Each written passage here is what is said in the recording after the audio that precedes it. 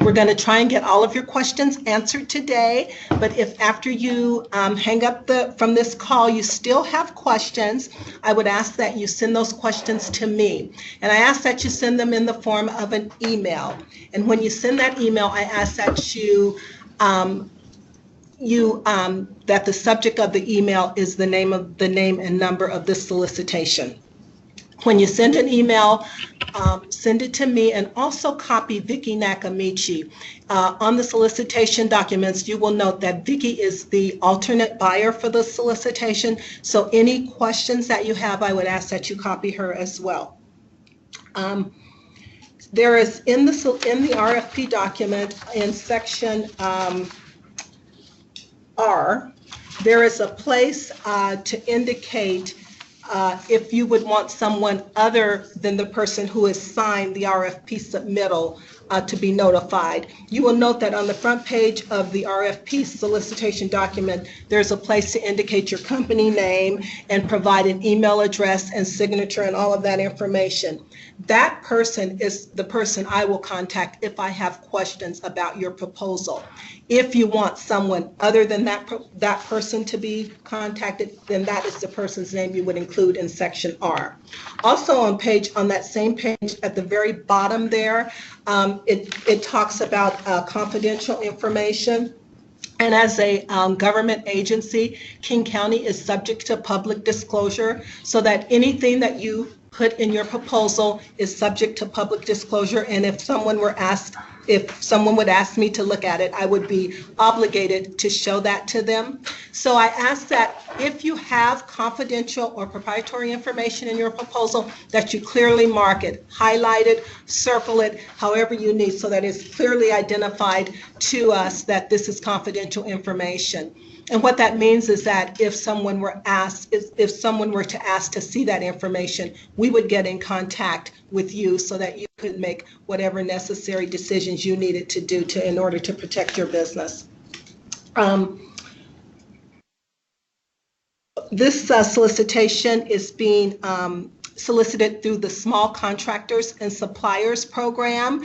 At King County, we are one of the goals at King County is to provide more contracting opportunities to small contractors and suppliers. So this small contractors and suppliers for this solicitation will be given an incentive, and they will be given 10 points in the evaluation process if they have indicated that they're a small contractor and supplier, and they have completed the SCS submission form, which is a part of this solicitation. When you submit your proposal, please be sure to affix the label. There's a label on the last page of the solicitation document. And so I ask that you submit that. You can shrink it or however you need to, but be sure and put that label somewhere on your proposal packet. And that identifies to the mailroom that this is a solicitation and that it needs to go to the procurement section. We're going to try to get all of your questions answered here today. We have the experts here. But after today, if you should have questions, I ask that you not ask any of these people, but that you go through me as the buyer for the solicitation. And we do that because we try to avoid, I know you work with these people a lot and you have relationships with them, and we want to avoid any appearance of someone getting preferential treatment. Let's see, what else do I have? Oh, the only last thing I want to say is that I suggest that all of you out there get yourself signed up as a registered holder for this solicitation. And it's really simple to do. You go onto the King County Procurement website, and there's a place to register as an interested holder in this solicitation. And when you do that, you are automatically notified if, for instance, we have to issue an addendum. And we've already talked in here about issuing an addendum today about this one, so you would automatically be notified of that. Otherwise, if you just check back on our website periodically, I would suggest that you do that as well. I think that's all I have. I'm going to turn it back over to Alicia. Thank you all. Thank you, Linda, and welcome everyone. So, Meg, did you introduce yourself? Yes. I did, and we have, let's see, Bethany, we did not hear where you were from. We also have Elizabeth Gandhi from Education Northwest and Sherry Hill. And Sherry, would you identify where you're calling from? Thank you.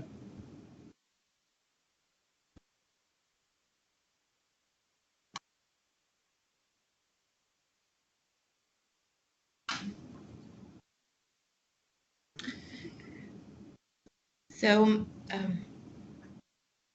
hi, Sherry. Welcome.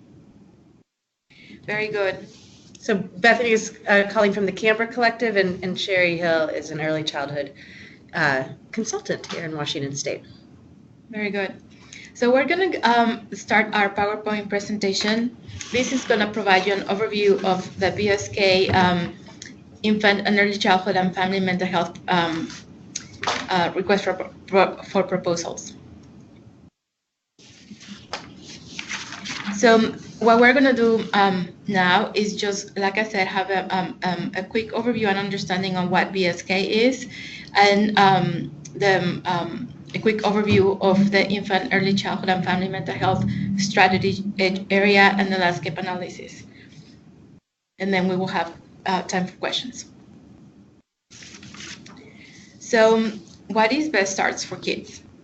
What Best Start for Kids builds on the strength of communities and families so that more babies are born healthy, more children thrive and establish a strong foundation for life, and more young people grow up into thriving members of the community.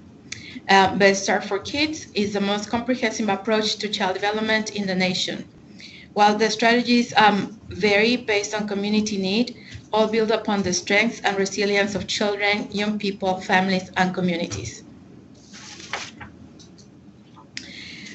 The vision for Best Start for Kids states that we want to see more babies born healthy, more kids thrive, and more young people grow up to be happy, healthy, successful adults.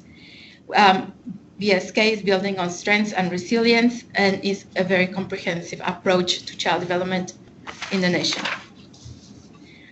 So how do we do this? We do this through promotion, prevention, early intervention, and policy and systems change. We really want to highlight that a promotion begins before birth and through life, and prevention that is preventing things like stress, unsafe environment, insufficient opportunities, and intervening early, supporting children and young people who need more resources. And clearly, policy and systems change, all communities can thrive and prosper. The approach is starting with infant and early childhood mental health, which is sometimes referred to as social and emotional health. And by that we mean the developing capacity of the child to form close and secure adult relationships, as well as peer relationships. In addition, for the child to experience, manage, and express a full range of emotions, and to explore the child's environment and learn in the context of family, community, and culture. Best Starts for Kids funds providers and those working in early intervention, as well as treatment services in childcare and home visiting through the Washington Association of Infant Mental Health endorsement process. So we will be funding a 3-phase cycle of work. Phase 1 will be landscape analysis, Phase 2 strategic planning, and Phase 3 implementation. We are foreseeing this to be a 12 to 18 month project.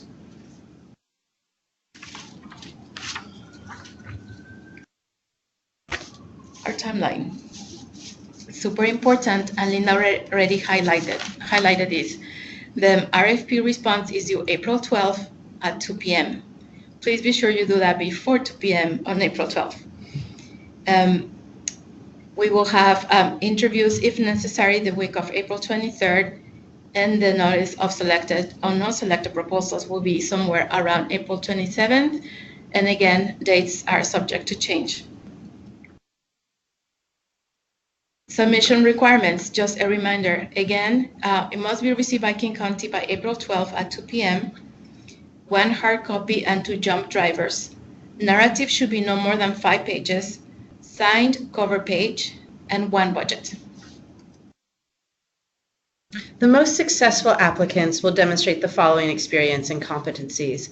Commitment to and alignment with the Best Starts for Kids vision and goals. And again, this is a comprehensive vision to promote existing strengths, to prevent adverse outcomes and risks or barriers that youth and families may experience, to intervene early, and to collect data for all King County kids. The commitment, number 2 is a commitment to the King County's Equity and Social Justice Strategic Plan, their vision and goals, as well as experience working with a racial equity lens, tools, and strategies. And the King County's Equity and Social Justice Strategic Plan can be found both through the link on the RFP and on the King County website. Number 3, prior experience in conducting research and assessment in prenatal to 5-year-old issues or promoting systems development with young children, families, and communities. Experience with large-scale quantitative as well as qualitative data collection analysis, as we'll be asking for both in this, through meaningful stakeholder and community engagement with all of the diverse communities of King County, as well as quantitative data on the existing landscape of services, as well as gaps. Number 6, experience with community-based strategic planning. Number 7, pre-existing relationships with key stakeholders and leaders in King County with historically marginalized communities and relevant strategies for developing new and ongoing relationships to ensure that we are meeting with and hearing the stories of and addressing the needs of all the communities in King County. Finally, a capacity to balance timelines and meaningful stakeholder engagement. We appreciate that this can be a tension at times. Data and evaluation. Again, we value partnership, collaboration, accessibility. And if you want to find any data, please go to kingcounty.gov/BSK indicators. Questions? Now is the time for you to type your questions. Also, please make sure that you, if you don't have any questions right now or you want to think about it, to email Linda directly after the webinar. And here we are, open to questions. I cannot read that. So Bethany asked, is that the landscape analysis would benefit from both objective analytical gap analysis as well as deep collaborative engagement, particularly with service providers. And you raised the question that sometimes these objectives can be somewhat at odds. You're wondering where the greater weight will be placed, again, through the quantitative objective gap analysis versus the deep collaborative engagement. And our response is that this is part of the nuance of your proposal, and we'll be assessing proposals in their entirety and their vision to balance these tensions as well as to blend these important components. So we do not have explicit weight on one side or the other of these, and we do that explicitly to allow you all the reflection to think through what makes sense to you with your expertise and experience, how to integrate these two objectives. Absolutely. And I hope that answered your question. If not, type of clarification that we can further explicate. Good. What other questions do people have?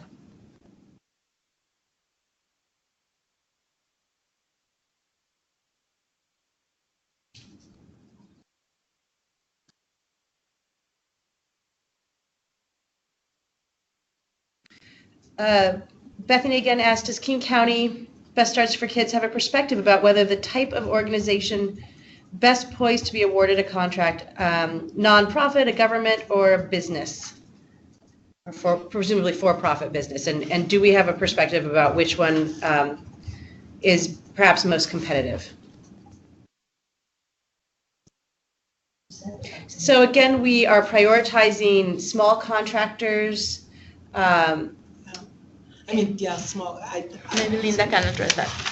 Well, the only thing I would say on that is we are giving an incentive to small contractors and suppliers. I don't know that there's a preference over a nonprofit agency versus another, so I would say there is not. Yeah. thank you for specifying the incentive. So it's not really a preference. Right. It's, so let me be clear about that. So it's not an incentive, or excuse me, it's not a preference, but it's an incentive. Yeah. We also anticipate that applicants will form agreements, partnerships, and/or collaborations with other organizations. And so there may be a mix of different kinds of organizations that participate in the response to these proposals. And again, it's less a preference for a particular sector and more, obviously, a preference for the quality of work. Absolutely. There was a question about budget and an acknowledgement on our side that we did not include a specific budget guidelines or maximum budget. And this is because we appreciate that you all will have to come up with what you think is a feasible budget for the scope of work proposed. And so we're leaving that open-ended.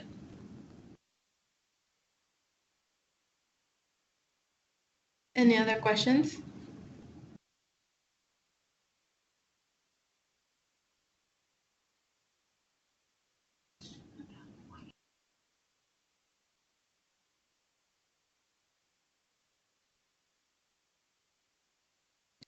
No, sorry, go ahead. Yeah, no, we really don't have a specific cap for the budget. What we are really hoping is that the organization, the applicants will really have a strong inclination to collaboration, partnership, or any other way to work with other organizations, specifically working with Washington Association of Infant Mental Health, which is a key partner in infant mental health.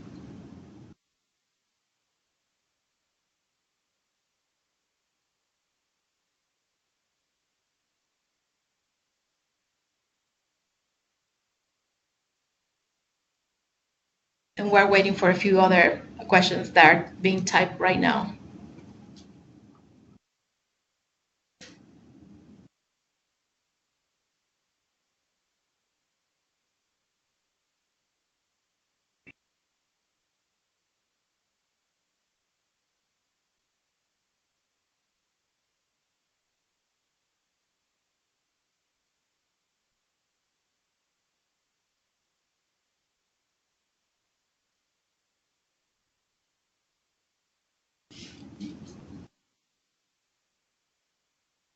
Very happy that you guys are typing.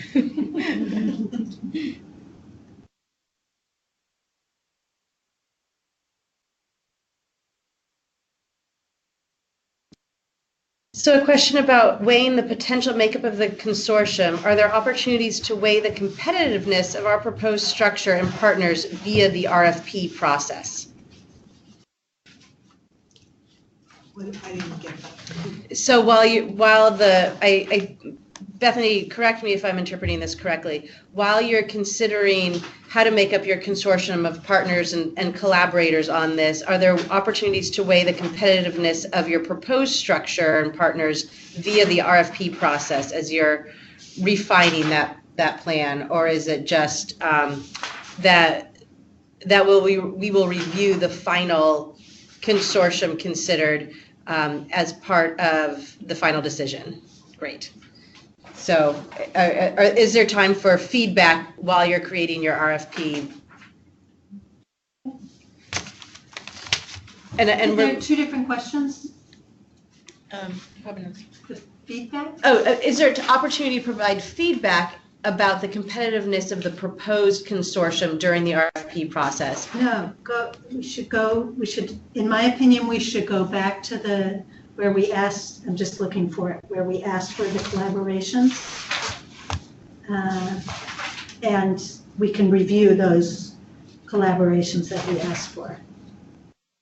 I thought it was on page. So we have, at this point, to create equity, we have one date when the proposal is due, we have a week set aside for interviews after we've reviewed the proposals where we could further discuss those collaborations and work with you on refining them if we have any concerns about them. But this consortium will be considered as a component of the entire RFP proposal, so we do not have an explicit time set aside for feedback during the RFPs. Again, we have opportunity for questions, and Linda McKinley is available throughout this process until the final due date to answer questions. Mm-hmm. If you go to page 10 of the request for proposals, at the top of the page, there's a box, and it indicates that King County anticipates identifying a single lead organization to award funding, and that partnerships, collaborations, and subcontractor agreements are strongly encouraged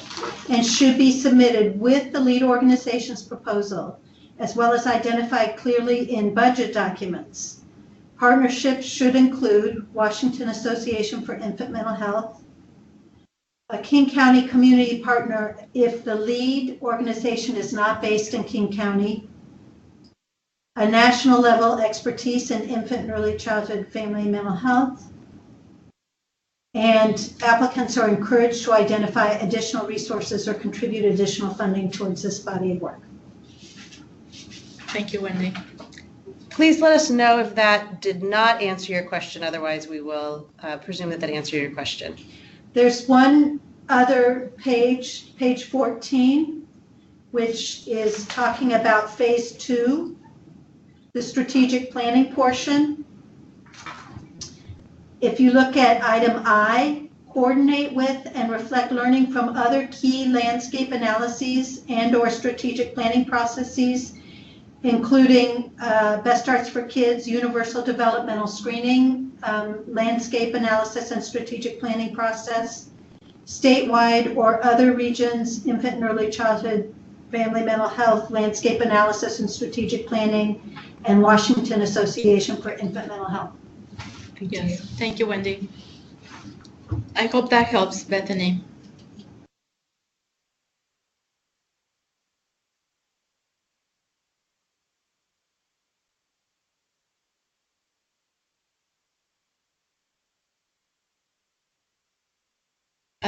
Okay, Bethany.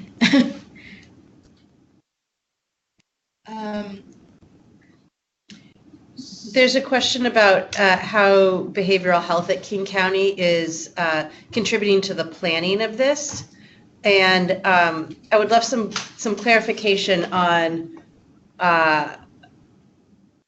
your intention. Behavioral health at King County was involved in the development of the RFP and will be involved in the review of the RFP. So we will have a diverse group of representatives and experts in the various King County departments, as well as with the council and as well as from our Children Youth Advisory Board, who will be reviewing these RFPs to ensure that they meet the goal of the RFP as well as are aligned with the Best Starts for Kids vision. Absolutely.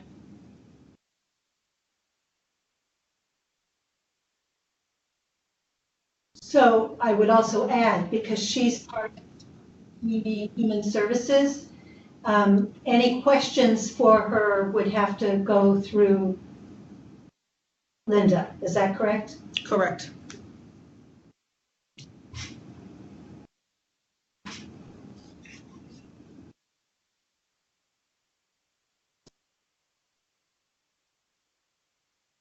And there are a few questions that are being typed also, so thank you for holding it.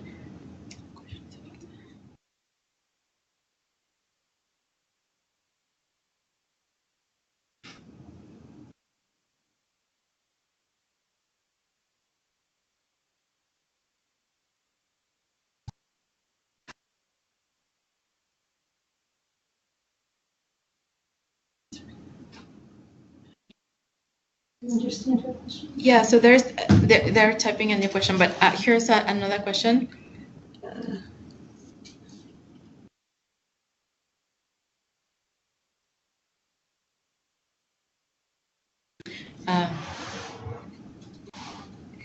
Yes? Yes, Sherry. Might want to reread it for people on the. Oh, yes, of course. So, yes. So the question is about time budgeted for them to provide data on mental health providers from their end. So again, this is not a question about the RFP, but wondering about after the project gets rolling, will the grantees have the ability to access data? And the answer is yes.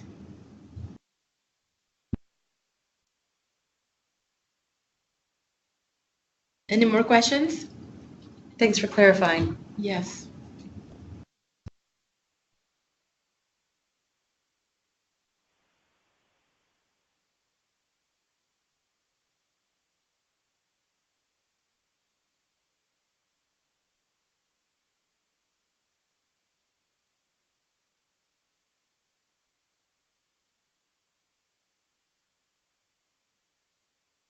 So on page 10 of the RFP, where we talk about partnerships, collaborations, and subcontractor agreements that are part of the anticipated contribution and collaborations for the RFP, there's a question of whether WAME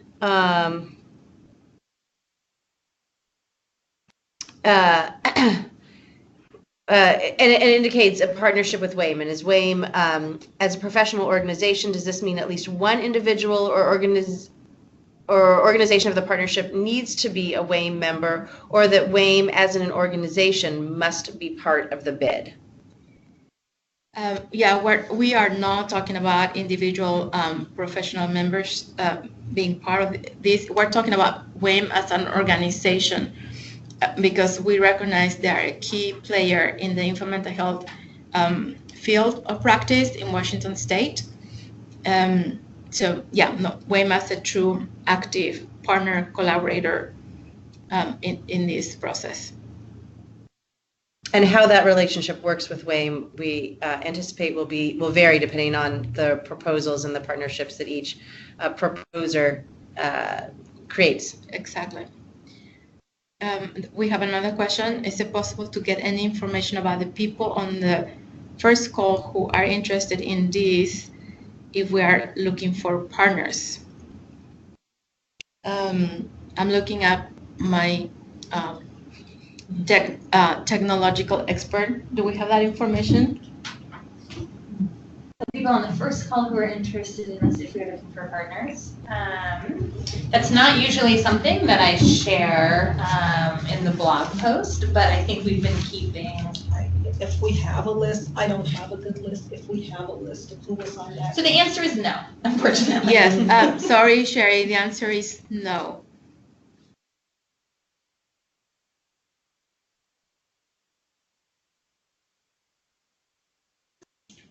And the reason being that not everybody reported who they were on the first call. That's so true. I don't know if you heard, Sherry, Wendy, but during the first phone call, many people did not identify themselves, and we were unable to see their names or organizations. And we want to make sure to be equitable, and they don't have access to who you all are. So in service of keeping things equitable to everyone, we will just keep to answering questions. One of the things we do suggest, and I don't know if I mentioned it in my talk earlier, is that you get registered as an interested holder on that list. That interested holder list is available to the public, so you could go onto the King County website and see who have signed up so far as being interested in the solicitation, as a way to see who's shown some interest in the solicitation. And I'm not sure how many have signed up so far, but that's one way to see who's signed up for that. Thank you, Linda. Mm-hmm.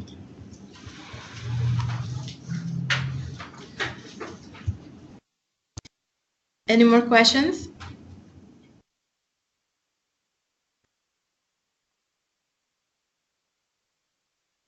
This is Bethany again. Are you able to hear me? We can, thank you. Yeah. Okay. Just, I thought it'd be easier to clarify on the WAME question in person. So what I heard you say is that WAME needs to be a part of the proposed approach. If WAME had to be a member of the partnership prior to bid, they would essentially be a gatekeeper. And no organization that wasn't able to have a separate conversation with them prior to the RFP would be able to bid. So I just want to make sure I'm hearing you correctly. Is it that the relationship needs to be considered, or that they must be a signed member of the RFP with a portion of the budget as well? We're going to repeat your question, Bethany, so that everybody heard, and also to make sure that we heard it correctly. Yes. You are raising the issue that functionally WAME might be serving as a gatekeeper if they are required to be a partner on the proposals, as they would be able to modulate their engagement on that. And so you want clarification that WAME, about that expectation about WAME's involvement. Is that right? Thank you. Thank you. So WAME, we do not want WAME to be a gatekeeper, and thank you for raising that concern. We just acknowledge that WAME is an essential leader and partner in this field in Washington State, and thus also for King County. So we expect coordination and some degree of collaboration, but whether WAME will be a formal partner is probably variable on the on the consortium that you all propose, and there's not formal weighting or preference for WAME being at a particular level of engagement, but rather just that there's some coordination with their work and their expertise. And let me open it up to the room if anybody wants to add to that from our BSK team here in the room. No, I would agree with that. I think that what we're looking for is really very clear, a clear pathway that you will be in some way collaborating and partnering in this work. How you choose to do it is really up to you, and how you approach WAME is really up to you. We're really open and encouraging that, because clearly they are key players in our state in the infant mental health arena. Does that, yeah. This is Wendy Harris, and I just would add that we're trying to make clear that we want, and the most successful applicants will have a collaboration with WAME, not that they're the gatekeeper, and then from that, whoever is actually the relationship will be further developed. Absolutely. That there'll be a key player, because we only anticipate awarding a single contract. Whoever that single contract is awarded to will be partnering with WAME. That's the anticipation. So there'll be a phase between the proposal and the negotiation of a contract. Hoping that makes sense. Does that clarify the issue and the tension that you're raising, Bethany? It does. Thank you very much. Good. Any other questions?